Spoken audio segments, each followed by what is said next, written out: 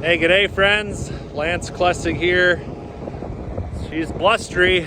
22nd of December. Just wanted to show you we're using the bale spear and some pallets to kind of close in our windbreak. So yeah, so here you can see some of our critters. These are our chicken tractors, and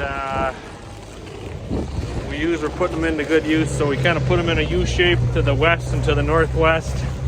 And come on, girls.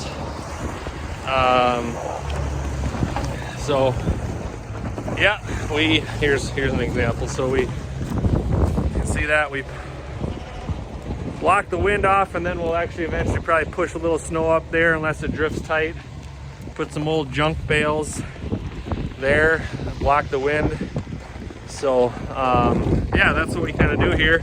So just an example of being resourceful. You know, here's an opening that we're gonna put some of those pallets. So give some wind protection from all these guys, right? So that's the idea. I just thought we would give you a first-hand look here on this blustery blizzard late December. So with that, we're gonna sign off. So thanks for watching. Catch you on the next one.